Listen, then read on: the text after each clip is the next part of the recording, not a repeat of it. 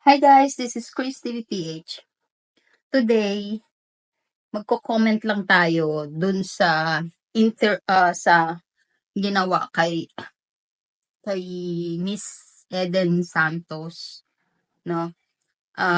Para sa akin kasi sabi gusto siyang papalitan, no? Sabi nagsumulat yung sa Malacanang, na ganyan ganyan sa Net25 na gusto siyang papalitan. Ang sa akin lang guys is yung mababaw na opinion ko is parang ang weak talaga ni Marcos 'no, parang hindi niya kaya yung ambush interview sa kanya kasi hindi siya prepared, hindi scripted ba. Ang gusto kasi ni Marcos is bago siya interviewin kailangan alam niya na yung mga question para ma-prepare niya yung sarili niya, ganyan, para masagot niya ng maayos ano. Pero kapag hindi, wala siyang kodigo, hindi siya makakasagot ng maayos. Kaya siguro ayaw niya na ambush interview. Pero sabi ni Senator Marcoleta na magaling si Eden Santos na reporter. Tas hindi mo rin daw maaalis yun na mag-ambush interview yung mga reporter, 'di ba, sa mga politician. Katulad ni VP Sara 'no, hindi talaga kaya ni Marcos yung katalinuhan ni VP Sara. Katulad ni VP Sara 'no, yung mga reporter 'no, kahit na hindi siya prepared sa ganyan, ine-entertain talaga ni VP Sara tas may freedom silang magtanong sa kanya 'no. Dapat ganyan din si Marcos, kasi hindi niya kaya yung mga gano'ng bagay ano, hindi niya kaya. Hindi niya kaya, kaya kaya gusto niyang papalitan. Tsaka hindi siguro nila mahawakan si Eden, eh. Hindi nila mahawakan, hindi nila nadidiktahan at hindi nila mabayaran. Siguro gano'n ang nangyayari ano. Ganyan yung nangyari sa tatay niya nung kapanahunan ng tatay ni Marcos.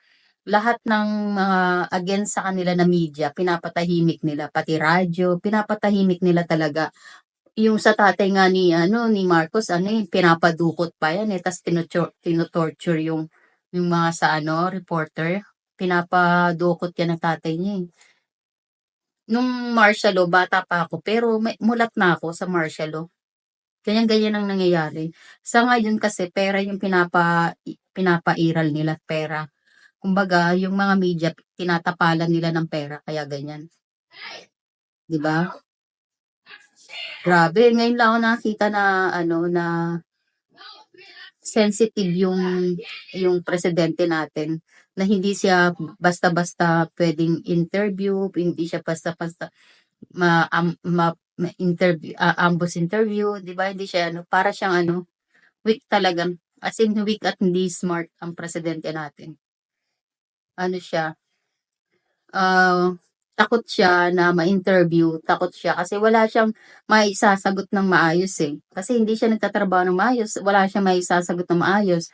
Tapos irritated siya sa mga ganyan kasi mayroon nga siyang ano, 'di ba, yung ambush interview din na bigla na lang siya nag-walkout, 'di ba? Dun palang makikita mo na sa kanya na talagang hindi siya hindi siya gano'n ka-ano, hindi siya gano'n kabait na presidente. Kumbaga lahat ng nakikita nilang kabaitan sa ano, sa photo op, hanggang photo op lang yun, pero in reality hindi yan sila